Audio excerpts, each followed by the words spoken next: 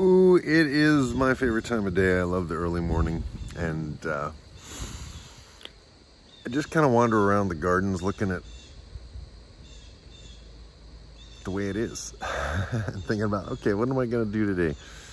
And today the plan is to build the 5th and final raised bed of the season. There may be many more in the future, but this one will be interesting to see if I have some different kind of roofing scraps, and I might try to do a lower one, a longer and lower raised bed. And I moved the pile of wood that I had kind of stacked up around some metal poles. And so I'm thinking of doing that today, but I wanted to capture the yard, the backyard. This is a totally uncultivated backyard. Pretty much we mow it as infrequently as we can. The idea is, you know, to just let it do its thing. And my dad has always been a proponent of not cutting the grass too short. Even back, I remember in the 1960s when he was first explaining, you know, the mower height to me. I was like, I don't know, 8 years old or 10 years old or something. And he was like, yeah, these people that cut their grass too short, it doesn't give the grass a chance to recover. So even back then, 50 years ago, he was talking about that. And so that kind of opened my mind over the years. I always kept my mower at the highest height. But the big issue in northern New York State, as a proponent or a student of Greg Judy, who and also Jim Gerrish, who are talking about kicking the hay habit, getting away from the constant feeding of hay, because there are certain grasses that actually, if you leave them long in the fall, they provide what we call winter stockpile. And of course, I made the mistake of talking to my local grass-fed beef guy about it, thinking, you know, he'd be like, oh yeah, we do that. And he was like, no, you can't do that here. And when someone says, oh, you can't do that here, and I look at his pastures and they're kind of overgrazed, and he's using permanent paddocks, and Greg Judy's using temporary paddocks. And so as a student of Greg Judy, every day I look at his pastures and I see how abundant they are and how intelligent his approach is. And then when some local person says, oh, can't do that here, that to me triggers the, oh yeah, let's see. So I'm going to turn the camera around and I'm going to try to capture for this video some of the different kinds of grasses that I have here in the yard. And I don't know the names of any of these. What I'm looking for is Kentucky 31 fescue, also known as tall fescue. And the thing about that is, from what I can tell, it does grow up here in the North Country, as far north in New York State as you can almost get till you get to Canada. And last winter, when I looked under the snow, there was green grass. So I'm pretty sure I have fescue. And if I do, then I can really extend my winter grazing and limit the amount of hay that I have. And of course, hay is the insurance policy. So you still have to buy some of it. You still have to have some of it on hand just in case you get an ice storm or really heavy dump of snow. But up here in the North Country, we are not in the snow belt. I was talking to a guy named Troy Bishop down in Syracuse, in the Syracuse area, and he gets a huge amount of lake effect snow.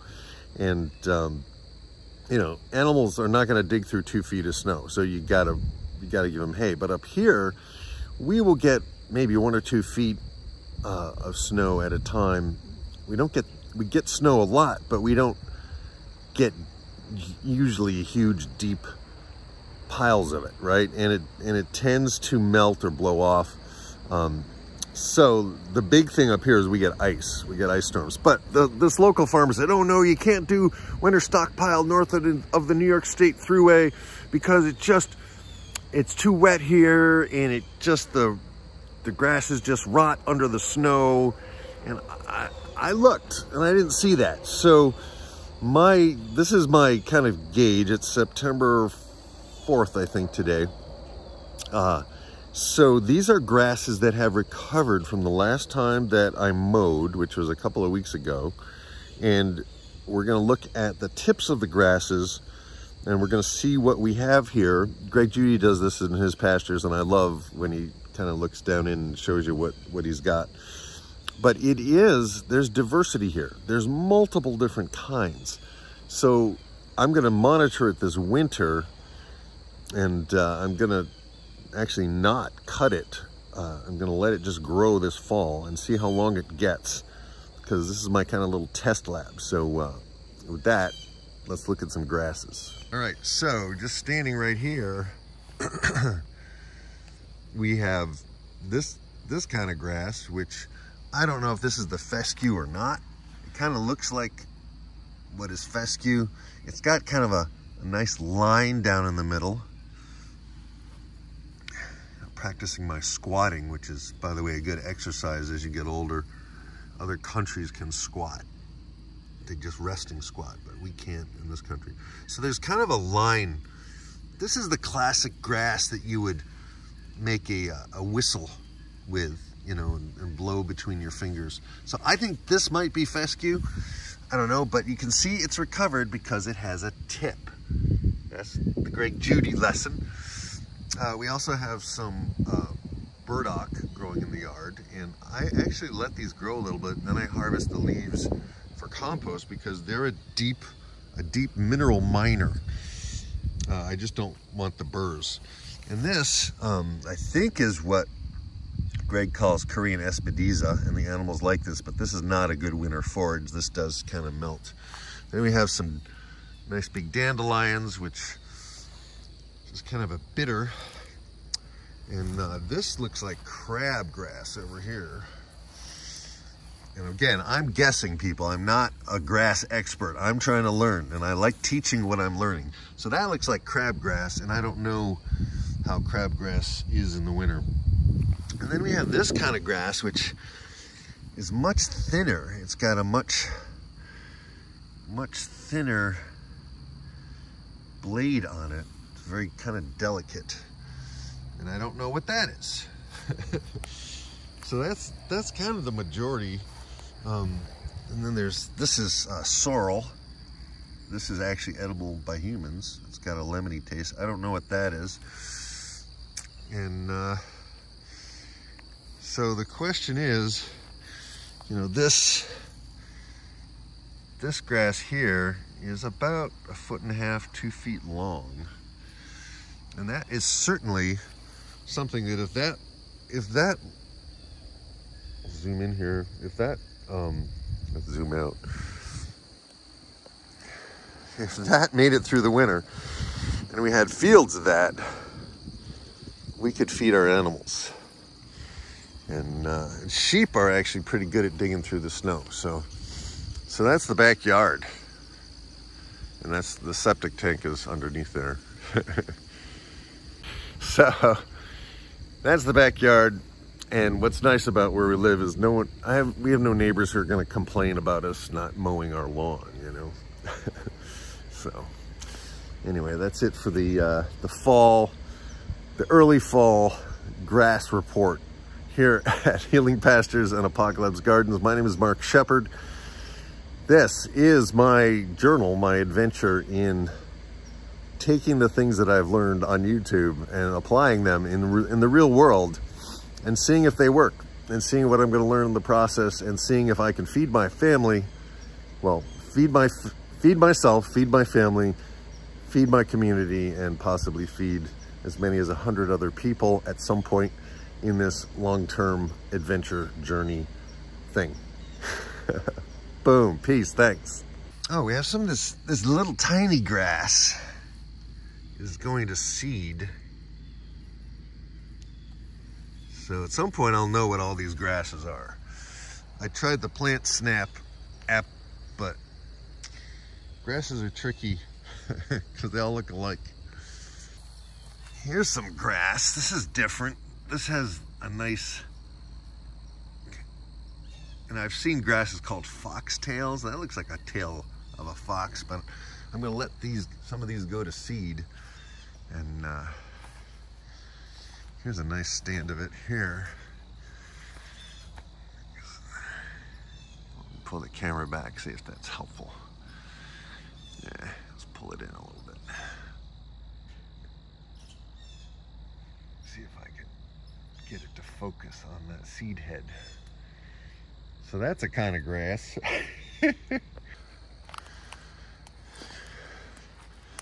These are the things that stick to your clothing. We got some big grass over here. Let's see if I can get through this. This looks like, if I were to name this, I'd call this, oh, this is giant foxtail, but I don't know that for a fact. But it definitely looks, you know, in the corn family, or is the corn is in the grass family. That is up to my chest. So that's a pretty tall grass. And I'm not thinking, you know, that this is a winter stockpile grass, but man, that's a big, if you could allow your pastures to recover so that you have grasses this high that animals can just browse the tops on them. And obviously you want to graze them before they go to seed, but I'm letting them go to seed because I want more of this, right? So I'm hoping these seeds will scatter out over here and see if we can make us a little meadow. And I have so much wood I gotta move. Wow. Anyway, boom. There's a chipmunk. Just chilling.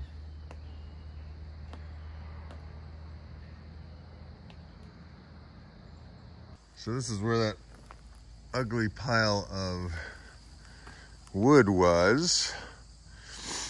And I gotta move those, I gotta take those poles out, and the wood that was there is now in this raised bed and this raised bed.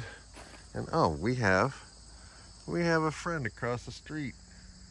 Hey dude, how you doing? Hi. I gotta back off on the telephoto thing here. How you doing? You wondering what I do? Huh? Who are you? Let's see if I can approach slowly. These guys are curious, but they also spook. Pull the camera back even more. Hi guys. How you doing? How you doing?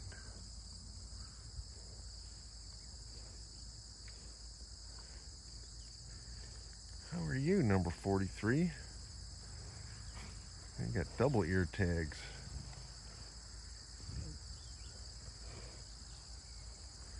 I like the sound they make of just their breathing. But you can see, these are quote-unquote grass-fed cows. But they're in a continuous grazing model. And you can see how short the grass is. It doesn't have time to recover. And then if you look down at the road ditch, pull the camera back, this is how long this pasture actually should be before you'd let the cows in to feed on it. So that's the whole problem with conventional grazing, is the cows, they're eating grass, but the grass can never recover. So it's not as healthy, it's not as nutritious, and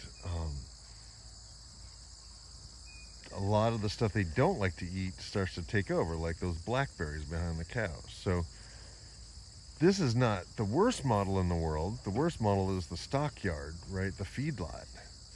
But this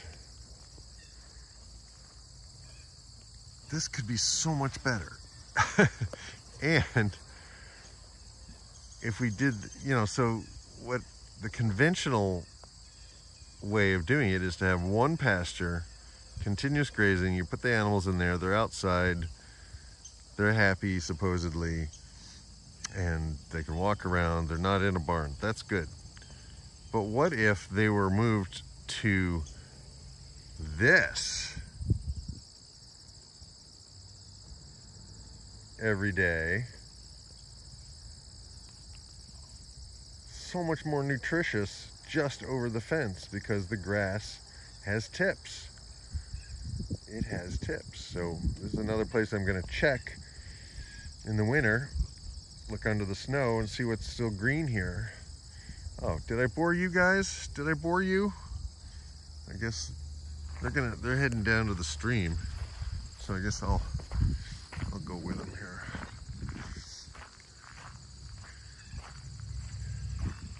Just hope my neighbor never sees my videos, because he's a good guy.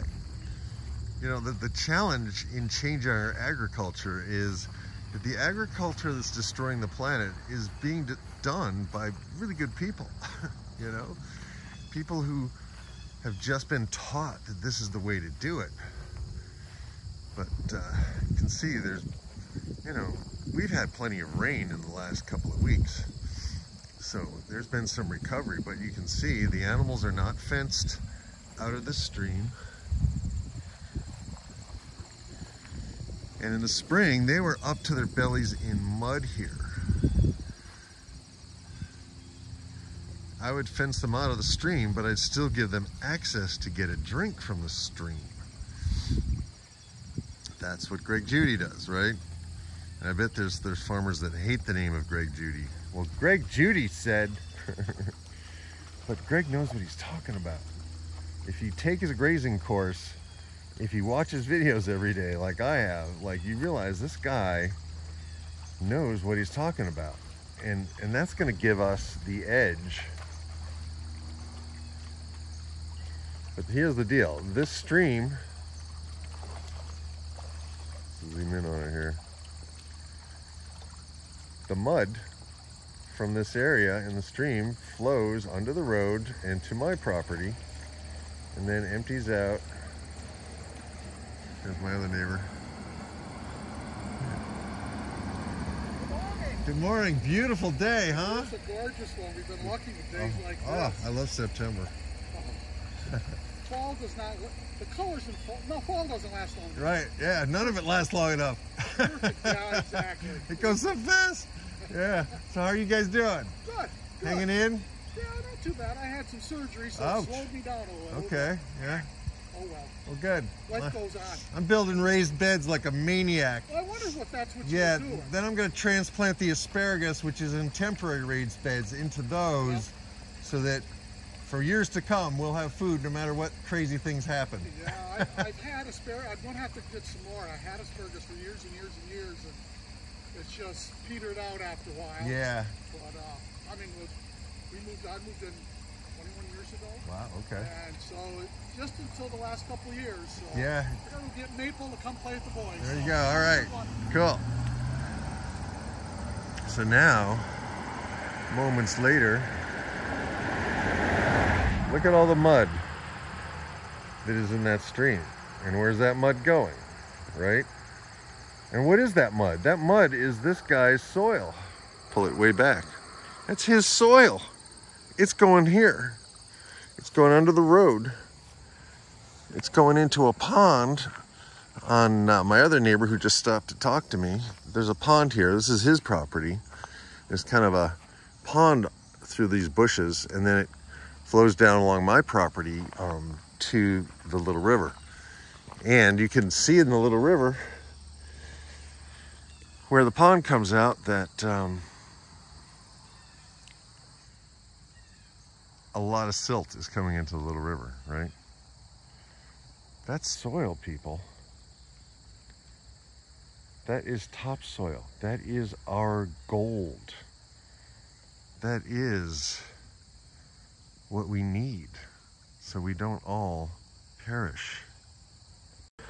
So that was an early morning walk around and just starting to talk about grasses and winter stockpile and Greg Judy's ideas versus the conventional farmer's ideas. And we're all in this together though. The thing is that the way I was raised, and this is something my dad has trouble with also, is that like he just is obsessed with nutrition, right? And he studied it all his life, and he knows more than most medical doctors, certainly most medical doctors, you know, right out of medical school about nutrition. My neighbor here went to get the other neighbor's dog because they're sisters and brothers and they play together. Isn't that nice? But I want to be able to grow food so I can help my neighbors, right? I'm not here to tell them they're doing stuff wrong, right? That's the thing that also people on the Asperger's spectrum have trouble, which Temple Grandin, she knew a better way to build a slaughterhouse, right? And she went about telling people that her way was better, and they didn't like hearing that, and so they sabotaged her. So we have to learn how to actually communicate, and that's one of the hardest things for passionate, geeky people like ourselves. Like, we know there's a better way, but the human mind doesn't like being told it's wrong. So we have to find a better way. And so for me, this channel is me documenting the things I'm learning, because I'm not a know-it-all. I don't know it all. I know a lot of things that I see are going wrong in our whole food system, and I'm looking for ways that I can do something. You know, what can I do to make a difference in this, to make it, to be a part of the change? You know, how can I be the change I want to see in the world? How can I be the change I want to see in my yard, right? It starts at home. It starts with your yard, right? It starts with your apartment. It starts with your car, if you're living in your car. That's your environment. You know, if you're a kid and the only space you have is your bedroom, well, isn't it great you have a bedroom, right? Oh, I'm backlit perfectly here. So we want to take care of our bedroom, right? If that's the only room we have, we want to take care of the planet. Well, let's start exactly where we are, right at this moment, right? And that doesn't mean it's always neat, but it does mean that you're taking care of it, that you're paying attention to it, that you're improving aspects of it, that you're loving it as you're learning to love yourself. So that's this one. I'm so far behind in my editing now. This is going to come out days after I made it, but in the long run, it doesn't matter, because 10 years from now, when I look back, it won't matter that this came out 4 days after I made it, right? So again, that's how my mind works. Oh, I should stay up all night and edit these. And no, I need my sleep. And I also need to do these projects. And I had a bunch of editing to do this morning, but I'm like, no, I need to build a raised bed. But I need to talk. I need to look at the world. I need to take this time before the day gets all busy and collect my thoughts, because I like that. It jazzes me. It gives me something besides me, right? To capture these ideas and perhaps share them with other people who might have an open mind, so that you can, even if, let's say you live in some suburban place and you've been mowing your lawn short, you can raise the deck of your mower and let your grass get a little longer so it shades the soil, so that the roots get more nourishment from the sun, so your roots are stronger. You'll have a better lawn. It'll look nice, right? You don't have to start a farm, but you could start with your lawn. You could start by growing some greens in your windows, right? On your windowsill, or some sprouts in a jar. You don't need light for sprouts. You need dark. Just put them in a jar. You soak them overnight. You drain them. You put them in a closet or in a cabinet. Take them out every day, rinse them. A couple days later, you have food. Fresh food that you grew. Like, we all got to start where we are. So this is where I am today. If you like this, people, please give me a thumbs up. Please subscribe. Please leave a comment below. Please tell me what you're doing in your life. I'd like to hear from you. And let's see if I can get the sun to halo me again here. Oh. And I leave the announcement of the pronouncement of the ladies and the gentlemen of the world. I seek, I speak. No. Some days I want to like channel. I want to channel. I am channeling the Ushkabulya, and the Ushkabulya says, let your lawns grow longer. There. I've been a prophet, not of doom, but of delight. And I hope I entertained you as well as educated you, and it doesn't matter anyway because I'm just doing this, people. Doing the best I can. If it helps, great. If it doesn't, I'm sure there's some other channel that might help you. So let's do this. Let's figure out how to grow food without destroying our world, okay? Bye. And here's little daddy long legs. They're not spiders, and they're not dangerous. He just jumped. He just jumped all the way down there. And now he's trying to get in the house. Okay, come on. Come on. No, don't start back up. There you go. Trying to get in the house without killing stuff. Whew.